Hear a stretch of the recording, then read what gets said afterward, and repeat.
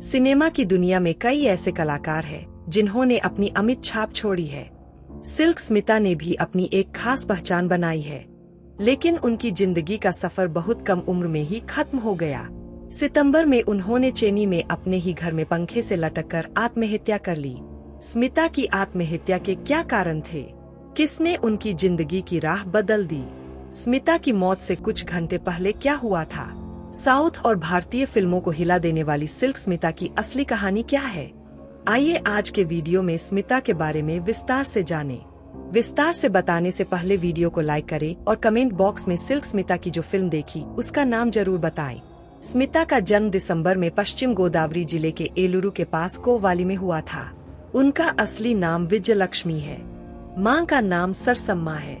चूंकि उनके पिता रामल्लू का परिवार गरीब था, इसलिए स्मिता को चौथी कक्षा में ही अपनी पढ़ाई छोड़नी पड़ी और परिवार का बोझ उठाना शुरू करना पड़ा।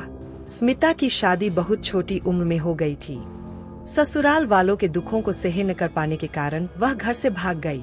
फिल्मों में अभिनय की उम्मीद से वह सबसे पहले टच अप आर्टिस्ट के तौर पर फिल्मी दुनिया में आई। बतौर हीरोइन उन्हें पहला मौका मलयालम फिल्म की रिलीज के साथ मिला।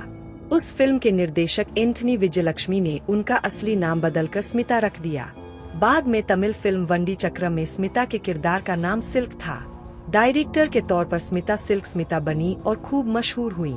उन्होंने अपने लंबे फिल्मी करियर में कई फिल्मों में काम किया।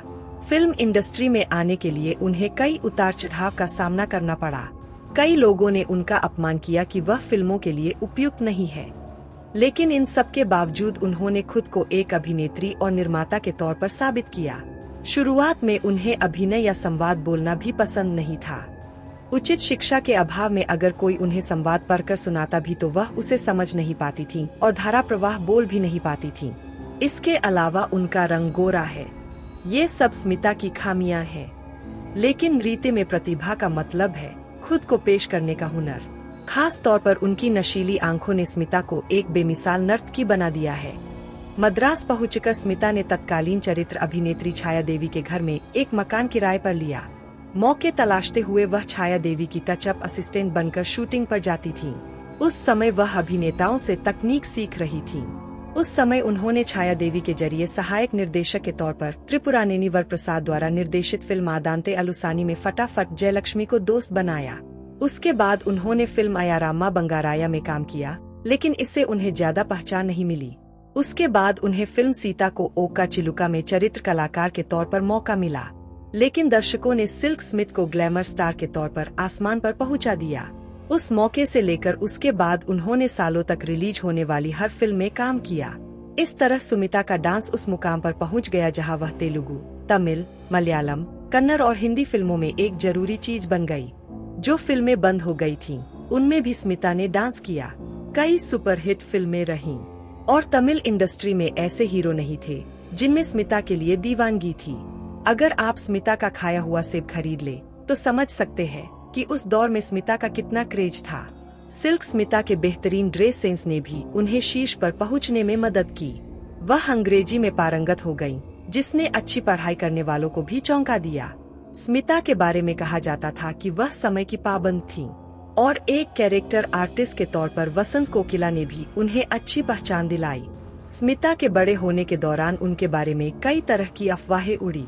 उनके साथ काम करने वालों का कहना था कि जैसे जैसे उन्हें मौके मिलते गए, उनका अहंकार बढ़ता गया और वह निर्देशकों और निर्माताओं को परेशान करती, लेकिन इनमें से कोई भी बात सच नहीं थी। अपनी कृपालु निगाहों से दर्शकों को दूर रखने वाली स्मिता एक ऐसी शख्सियत है जो असल जिंदगी में किसी महान व्यक्ति के अच्छे कामों को कभी नहीं भूलती। एक ऐसी शख्सियत जो उन्हें जिंदगी भर याद रखती है। सुगन बाबू भूदेवी, जिन्होंने उन्हें एक छोटी सी भूमिका में मौका दिया था, ने जब अपनी फिल्म रिलीज की तब तक स्मिता एक बेहतरीन मुकाम पर पहुंच चुकी थी। उस समय जब सुखम बाबू ने स्मिता को यह कहने के लिए बुलाया कि जो भूमिका वे निभा रही है उसमें कुछ बदलाव किए गए हैं, तो वे आधी रात को शूटिंग पर चली गईं, जो पहले से ही एक बेहतरीन मुकाम पर थी, और शूटिंग पूरी की। यह स्मिता द्वारा उनकी मदद के लिए उन्हें धन्यवाद देने का एक बड़ा इशारा था। फिल्म की शूटिंग के दौरान उन्हें प्री रिकॉर्डिंग के पैसे देने पड़े। चूँकि उनके लेन देन की देखभाल के लिए कोई सेक्रेटरी नहीं था, इसलिए स्मिता ने अगले दिन अपने गहने गिरवी रखकर पैसे जुटाए, लेकिन वह फिल्म फ्लॉप हो गई। उसके बाद उनकी एक और फिल्म भी फ्लॉप हो गई। स्मिता मानसिक रूप से उदास थी क्योंकि उस पर उसका दबदबा बढ़ता जा रहा था। वह उससे रिश्ता तोड़ना चाहती थी लेकिन ऐसा नहीं कर सकी। शायद अगर वह काम करती तो यह सितारा और भी भूमिकाओं में अभिनय करता। दूसरी तरफ वह अपनी मनचाही आजादी के लिए लड़ती। जिस पिंजरे में वह बंद थी उससे बाहर निकलने की चाहत बढ़ती गई और इन सब के बीच उसके साथ झगड़े भी बढ़ते गए। इसी दौरान स्मिता के मौके भी बढ़ते गए। स्मिता अभिनीत फिल्म बावा बामडी की दूसरी पारी जो शुरू हुई उसमें स्मिता अभिनीत गीत बावलसैया ने एक बार फिर क्रेज पैदा कर दिया।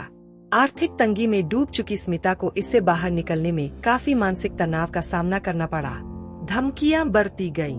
उसने धमकी दी कि अगर वह उसकी सुरक्षा छोड़ देगी तो उसे कुत्तों से कटवा दिया जाएगा। स्मिता के चरित्र की आलोचना की और उसकी संपत्ति पर कब्जा कर लिया, जिससे स्मिता और भी उदास हो गई।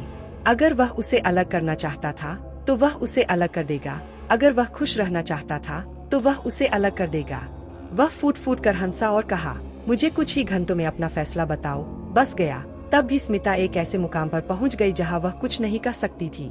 स्मिता अपनी डेट ट्रांजैक्शन में उस पर पूरा भरोसा करती थी। स्मिता एक ऐसे मुकाम पर पहुंच गई जहां वह यह भी नहीं बता सकती थी कि वह उसके चारों ओर एक किला बना रहा है। आखिरकार वह स्मिता की हरकतों को नियंत्रित करने के मुकाम पर पहुंच गया। 90 के दशक में तेलुगु फिल्मों में नए बदलाव आए। मौके कम होते गए क्योंकि हीरोइन भी आइटम सॉन्ग करने के लिए तैयार हो रही थी। उस समय स्मिता ने प्रोडक्शन फील्ड में कदम रखा और फिल्म प्रिंजिमी चुडू से प्रोड्यूसर बन गयी। स्मिता जो पहले से ही जिंदगी से पूरी तरह निराश थी, उसे यह बर्दाश्त नहीं हुआ। सितंबर में एक्टर रविचंद्र ने स्मिता को फोन किया लेकिन वह उनसे बात नहीं कर पाई। उसने अपनी साथी एक्ट्रेस अनुराधा को फोन किया और बात करने के लिए कहा, लेकिन अनुराधा ने कहा कि वह कल आएगी। उसे क्यों लगा कि उसे वह प्यार नहीं मिल सकता जो वह चाहती थी। एक हफ्ते पहले उसने अपनी मां को बताया। खेत खरीदने के लिए कहने वाली स्मिता ने सितंबर की आधी रात को एक सुसाइड नोट लिखा और अपने पंखे से लटककर खुदकुशी कर ली, जिसमें कहा गया था कि उसने एक आदमी पर विश्वास करके और धोखा खाकर अपनी जिंदगी में सब कुछ खो दिया है। पुलिस ने उस प्रेमी का बयान दर्ज किया जिसने उस पर भरोसा करके उसे धोखा दिया था और अंत में निष्कर्ष निकाला कि उसकी मौत के लिए कोई भी जिम्मेदार नहीं है। उसने कम उम्र में ही अपनी जान ले ली। तो दोस्तों, अगर आपको यह वीडियो पसंद आया तो इसे लाइक करें और अपने दोस्तों के साथ शेयर करें। साथ ही अगर आप पहली बार हमारे चैनल पर आ रहे हैं तो सब्सक्राइब करना न भूलें और उसके बगल में बेल आइकन को एक्टिवेट करें। देखने के लिए धन्यवाद।